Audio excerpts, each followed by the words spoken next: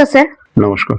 হ্যাঁ, bank account freeze এই নিয়ে হাইকোর্টের দ্বারস্থ কালীঘাট তৃণমূল, কোন এখতিয়ারে মামলা? হ্যাঁ, কে পজিশন পাবে?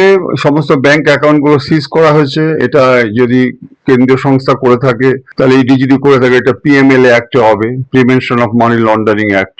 এই এত বিশাল টাকা, 440 কোটি টাকা, ওদিকে আবার 220 কোটি টাকা, তা ওদিকে আবার দেখছি 2000 কোটি টাকা। এই যে source of income, collection of money কিভাবে এলো, কোথা থেকে এলো, এবং এগুলো কোথা থেকে, এগুলো ডিউরিং তদন্তে পায়।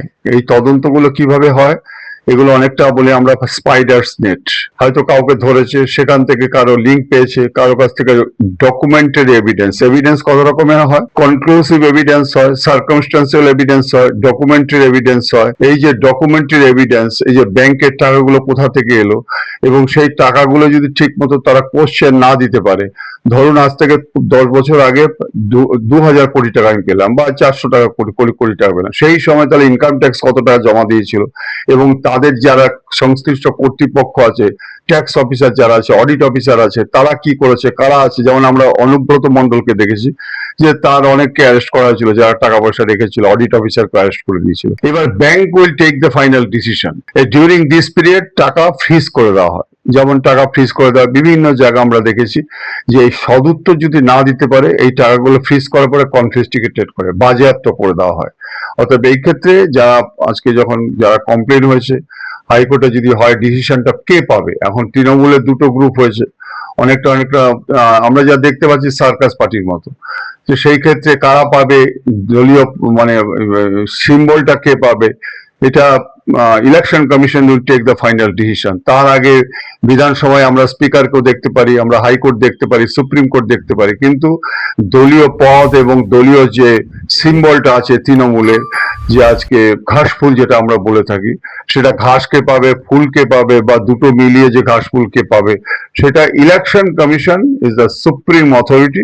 উনি যেটা চিন্তা ভাবনা করে ফাইনাল ডিসিশন নেবেন, সেটাই হচ্ছে কি ফাইনাল। এবং তার আগে আমরা জানি দলত্যাগী আইনটাও রয়েছে। দলত্যাগী আইনটা কি আছে, যে 2/3 যেদিকে যাবে, এই সমস্ত সমাধা করবে হচ্ছে কি আপনি ইলেকশন কমিশন। স্যার, পরবর্তী প্রশ্নে যাব। খড়দহ থানার পুলিশ গ্রেফতার করেছে তীর্থঙ্কর ঘোষকে, এই বিষয়ে কি বলবেন? কে তীর্থঙ্কর? কে সে?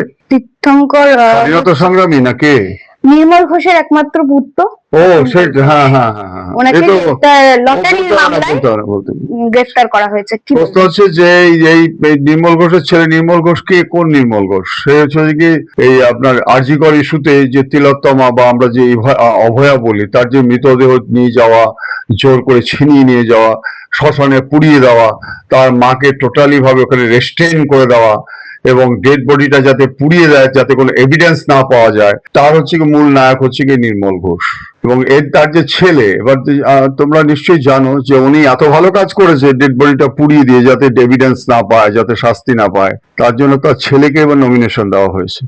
এই ছেলে হচ্ছে কি হীরের টুকরো, তৃণমূল কংগ্রেসের হচ্ছে হীরের টুকরো। এই হীরের টুকরো ছেলেটি দুর্নীতির দায়ে টাকা পয়সা যেখানে পাচ্ছে, সে দুর্নীতি। দেখো, এটা আমাদের লজ্জা লাগে। আমরা যারা এক্স পুলিশ অফিসার বিভিন্ন জায়গায় যাই, বিভিন্ন অনুষ্ঠানে, যে আমাদের লজ্জা লাগে, মাথা নত হয়ে যায়। কেন বলছি? মানুষ বেঁচে থাকে তিনটে আশা নিয়ে। একটা হচ্ছে গিয়ে আশা, সেটা তিনটে আশার মধ্যে হচ্ছে গিয়ে একটা হচ্ছে গিয়ে আশা, ভরসা এবং বিশ্বাস। আশা, ভরসা এবং বিশ্বাস, এই তিনটি নিয়ে মানুষ বেঁচে থাকে। এই যে আশা, ভরসা এবং বিশ্বাস, কেন আজকে কথাটা বললাম, কারণটা হচ্ছে গিয়ে যে এই যে আশা যদি করে থাকে, এই তৃণমূলের একেবারে এক থেকে যদি দেখো, কিছু কাউন্সিলর, কিছু আজকে অঞ্চল পঞ্চায়েত প্রধান, কিছু মন্ত্রী, কিছু এমএলএ, তাদের আশাটা পূরণ হয়েছে। দুর্নীতি কি করে করবে, এই পার্টিতে থেকে আশাটা পূরণ হয়ে গেছে। দ্বিতীয় কথা হচ্ছে ভরসা করেছে তৃণমূল সুপ্রিম যেটা রয়েছেন, আমাদের এক্স মুখ্যমন্ত্রী শ্রীমতী মাননীয়া মমতা বন্দ্যোপাধ্যায়। উনি প্রচন্ড ভরসা দিয়েছে যে তোমরা টাকা পয়সা আয় করো, যা করো কিছু নাও, আমাদের পাঠাও। কেন আমরা দেখতে পাচ্ছি ক্যামাক স্ট্রিটে ঘটনা, রিজু দত্ত যে সমস্ত স্টেটমেন্ট দিয়েছে ভয়ঙ্কর, এই তৃণমূলেরই। আর একটা হচ্ছে আশা, ভরসা, বিশ্বাস। এই দলটা করেছে বিশ্বাস নিয়ে। কেন বিশ্বাস? কিভাবে বিশ্বাস হলো? যে হ্যাঁ, আমি তোমাকে বিশ্বাস করি, আমরা টাকা তুলছি, মানুষের টাকা, দুর্নীতির টাকা, সরকারের টাকা, সেন্ট্রাল গভর্নমেন্টের টাকা, স্টেট গভর্নমেন্টের টাকা, মানুষকে ডিপ্রাইভ করে আমরা টাকা তুলছি, আমরা পাঠাবো, অতএব তোমাদের এই যে এই জায়গাটার জন্য আমি মনে করে থাকি যে তৃণমূলের যে সমস্ত, শুধু ও না, আজকে সব্যসাচী দত্ত থেকে সুজিত বসু থেকে শুরু করে চতুর্দিকে সমস্ত, এমন একজনকে কাউকে পাবে না, দু একজন আছে, কিন্তু সমস্ত দিকে আমরা দেখতে পাচ্ছি দুর্নীতির পাহাড়। লজ্জায় মাথা নত হয়ে যায়। ভারতের কংগ্রেস হচ্ছে গিয়ে প্রথম সর্বভারতীয় একটা সংগঠন, আমরা জানি কংগ্রেস স্বাধীনতা পরের থেকে, কিন্তু তারপরে এতগুলো প্রায় 30 থেকে 32টা পার্টি রয়েছে, তারপরে দুর্নীতির অর্থ সবচেয়ে বেশি উপার্জন করেছে তৃণমূল কংগ্রেস। অতএব এই যে ছেলেটির নাম বললেই এরা হচ্ছে দুর্নীতিগ্রস্ত। এখন আমাদের একটা সাধারণ রাস্তাঘাটে আমরা চলছি ঠিক, কিন্তু আমাদের লজ্জা লাগে যে তাদের কোনো পানিশমেন্ট হচ্ছে না। এই রিসেন্টলি যে গুন্ডা দমন আইনটা করেছে, আমি স্বাগত জানাই, কারণ আমরা দীর্ঘদিন ধরে বলে আছি কাস্টোডি ট্রায়াল করার জন্য। কাস্টোডি ট্রায়াল কেন কাস্টোডি ট্রায়াল করতে বলছি? কারণ হচ্ছে কি, জেলে থাকতেই তাদের যেতে বিচারটা হয়, কিন্তু সব বেরিয়ে যাচ্ছে। অনুব্রত মণ্ডলকে দেখো বেরিয়ে গেছে, জীবন কৃষ্ণ সাহা দুবার অ্যারেস্ট হয়ে বেরিয়ে চলে আসলো, পার্থ চট্টোপাধ্যায় বেরিয়ে চলে আসলো, সব যা দেখবে সব বেরিয়ে চলে আসছে।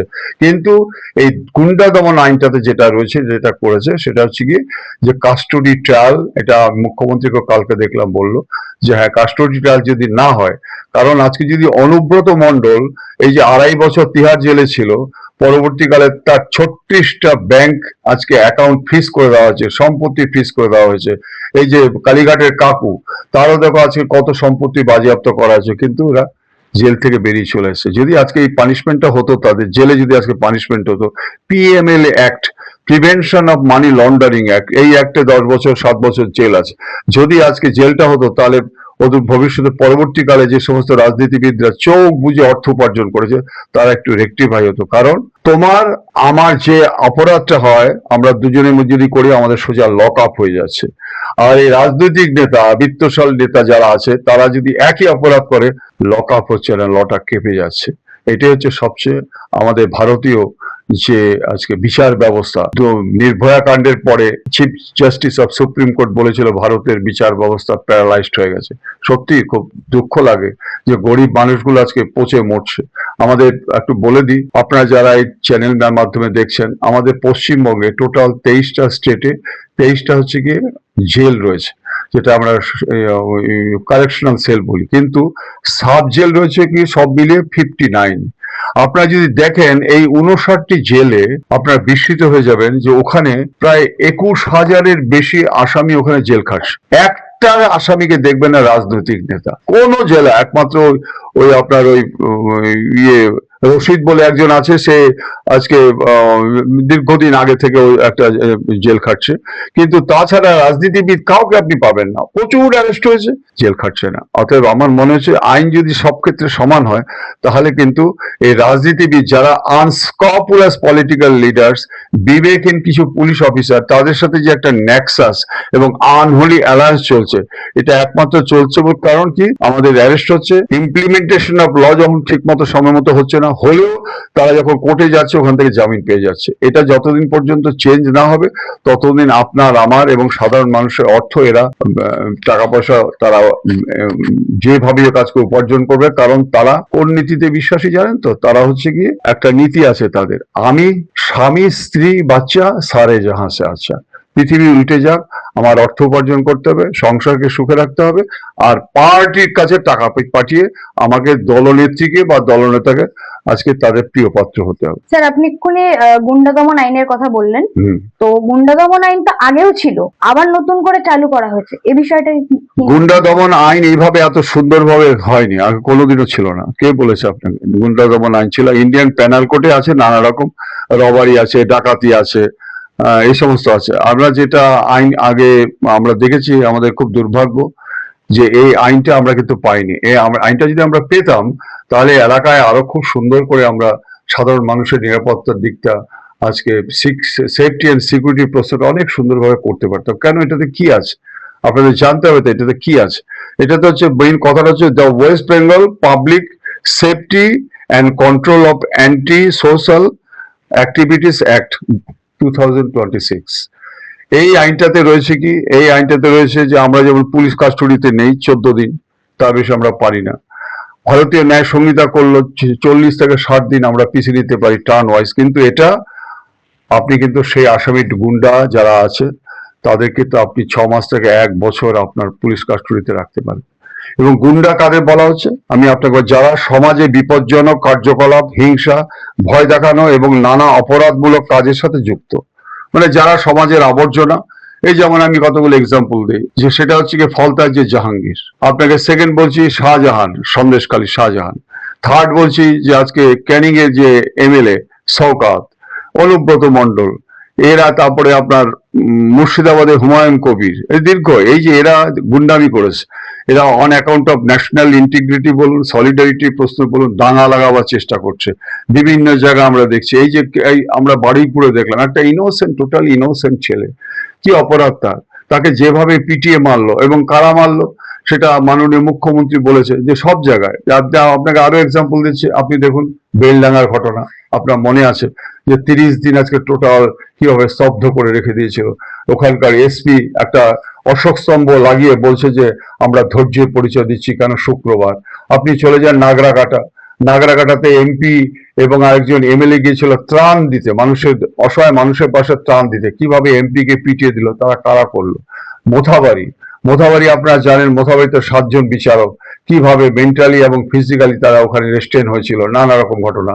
এবং over this issue chief justice of supreme court একটা কথা বলেছিল যে most polarised state through out the India is West Bengal. এরকম প্রচুর আছে এই ক্ষেত্রে। আমি মনে, তারপরে আরেকটা দেখুন শামশেরগঞ্জ, মর্মান্তিক, যে আজকে হরগোবিন্দ দাস এবং চন্দন দাসকে যেভাবে হত্যা করা হয়েছে, এই সমস্ত ব্যাপারটা কারা করেছে। আপনি দেখবেন সংখ্যালঘু সম্প্রদায়, এই সংখ্যালঘু সম্প্রদায় কারা, কতগুলো ছেলে তাদেরকে ভুল বুঝিয়ে বিভিন্ন জায়গায় আপনারা দেখবেন তাদেরকে সম্পূর্ণ ভুল বুঝিয়ে তাদের পেন্টিং অফ স্টোন থেকে শুরু করে আগুন দেওয়া থেকে শুরু করে সব শেখাচ্ছে। এইদেরকে হচ্ছে কি গুন্ডামি করার জন্য যারা লিডার রয়েছে তাদেরকে চরম শিক্ষা দিতেই হবে। কারণ আমার একটাই প্রশ্ন, ভারতে যদি থাকতে হয় তাহলে ভারতের আইন মানতে হবে। আমি দীর্ঘদিন ধরে আমি বলে আসছি আমাদের দেশ আগে, রাজ্যনীতি, রাষ্ট্রনীতি এবং দেশভক্তি কিন্তু এক হতে পারে না, আমার দেশ আগে। এই যে দীর্ঘদিন ধরে আমরা বারবার বলে আসছি যে এক সংখ্যক গুন্ডা যারা আজকে সাধারণ মানুষের উপর চরম নির্যাতন করছে, গুন্ডাগিরি করছে এবং নারীদের উপর যে অত্যাচার করছে, এদেরকে কন্ট্রোল করার জন্য যেটা হয়েছে সেই আইনটার মধ্যে আরো একটা ভালো জিনিস করেছে, সেটা হচ্ছে কোনো জায়গায় উপদ্রুত অঞ্চলে যদি মানুষের মধ্যে এরকম গুন্ডাগিরি করে স্তব্ধ করে দেয়, তাহলে তাদের এগেনস্টে যে সরকারি সম্পত্তি যদি আজকে ধ্বংস করে দেয়, নষ্ট করে দেয়, সেই সরকারি সম্পত্তির যে টাকা খরচ হবে ওদের কাছ থেকে আদায় করতে হবে। আমি শেষ করছি একটা কথা বলে, বিগত পশ্চিমবঙ্গ সরকার একটা আইন করেছিল পিডিপিপি অ্যাক্ট, মানে পাবলিক প্রপার্টি যদি ড্যামেজ হয় তাহলে তাদের বিরুদ্ধে সিরিয়াস অ্যাকশন নেওয়া যায়, এবং সেটা আবার আপগ্রেডেড করেছিল। আমার প্রশ্ন, যারা আপনারা শুনছেন, আপনাদের মনে আছে যে এই যে বন্দে ভারত ট্রেনটা যখন স্টার্ট হয়, আপনি দেখবেন মুর্শিদাবাদে কিভাবে বন্দে ভারত ট্রেনটাকে ঢিল মেরে আজকে চরম ক্ষতি করেছে। শুধু নয়, বাচ্চা ছেলেগুলোকে পর্যন্ত আজকে পেল্টিং অফ স্টোন, মানে পাথর ছুঁড়ে ছুঁড়ে ইটগুলো দিয়ে আজকে ট্রেনটাকে কিভাবে ড্যামেজ করেছে। এবং দেন মুখ্যমন্ত্রী আজকে পশ্চিমবঙ্গে কি বলেছিলেন, উনি বলেছিলেন যে না, এটা মুর্শিদাবাদে হয়নি, এটা হচ্ছে কিষানগঞ্জে হয়েছে। এবং পরবর্তীকালে আপনি আরো দেখবেন যে এসডিপিওর গাড়ি ভাঙচুর হচ্ছে, ওসির গাড়িতে আগুন লাগিয়ে দিচ্ছে। এই যে জায়গাগুলো আজকে, এটা তো আমাদের খুব লজ্জা লাগে যে তাদেরকে বিরুদ্ধে আজকে অ্যাকশন নেওয়া হয়নি।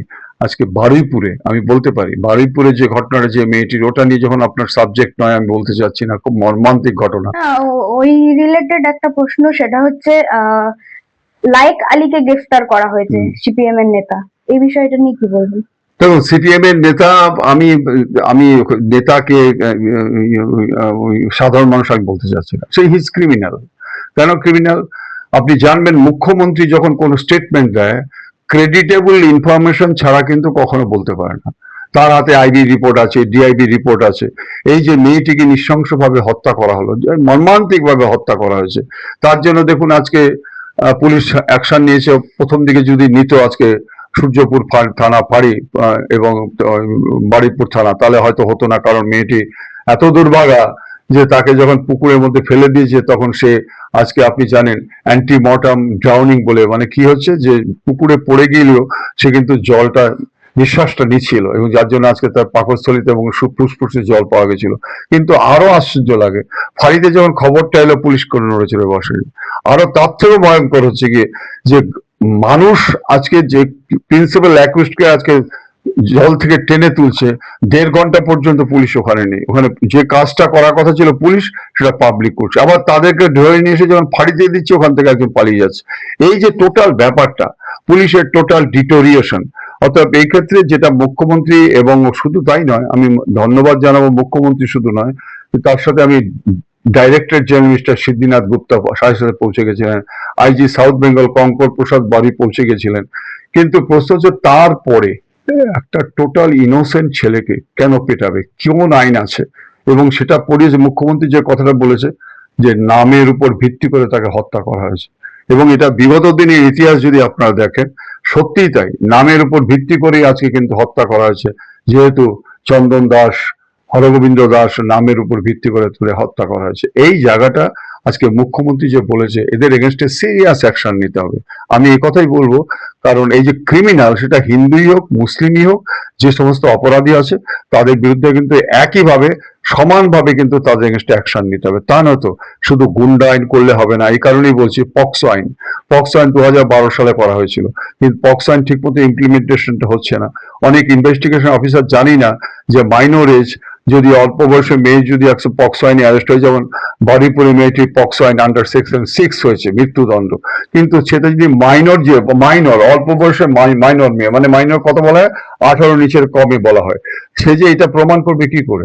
ওই স্কুল সার্টিফিকেট এখন 500 টাকা দিলে পাওয়া যাচ্ছে না, বৈজ্ঞানিক পদ্ধতির দ্বারা প্রমাণ করতে হবে। দ্যাট ইজ অসিফিকেশন টেস্ট, হাঁটুর টেস্ট। এইগুলো যদি ইনভেস্টিগেশন অফিসার না জানে, তাহলে শুধু আইন করলেই কিন্তু এটা কন্ট্রোল করা যাবে না। তার থেকে আরো বড় কথা হচ্ছে, গ্রামে গ্রামে কিন্তু অ্যাওয়ারনেস প্রোগ্রাম করতে হবে, সেন্সিটাইজেশন প্রোগ্রাম করতে হবে, এক্সচেঞ্জ অফ ইনফরমেশন, যে এগুলো আমরা হিন্দু, মুসলিম, বৌদ্ধ, খ্রিস্টান, দোজ আর দ্য ভারতীয়, আমরা যারা ইন্ডিয়ান, আমরা এখানে ভালোভাবে থাকতে চাই, এখানে সম্প্রীতি নিয়ে থাকতে চাই। অতএব এখানে কোনোভাবে সাম্প্রদায়িকতা উস্কানকে আমরা পছন্দ করি না। অতএব এই যে এই আলীকে নিয়ে যে প্রশ্নটা উঠেছে, আমি এটা কোনোদিন আমি মানি না। কারণ এর আগে বহু অ্যারেস্ট হয়েছে, সিপিএম এর আমলে অ্যারেস্ট হয়েছে। আপনারা দেখুন, আজকে সিপিএম এর থেকে বা অন্যান্য যারা, আজকে যে মেয়েটি আজকে হত্যা করা হয়েছে, তাকে রেপ করা হয়েছে, সেটা নিয়ে আজকে এনকাউন্টার নিয়ে অনেক প্রশ্ন করছে।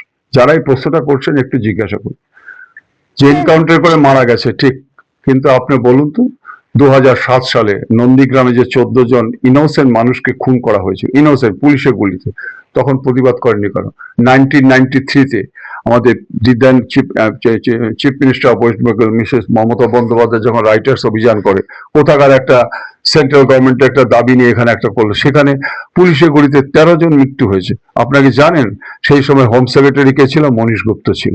যদি এত বড় ঘৃণা অপরাধ করে থাকে, তাহলে আপনি বলতে পারেন যে মনীশ গুপ্ত প্রমোশন হলো কেন? চিফ সেক্রেটারি পর্যন্ত হয়ে গেলেন, আমরা জানি।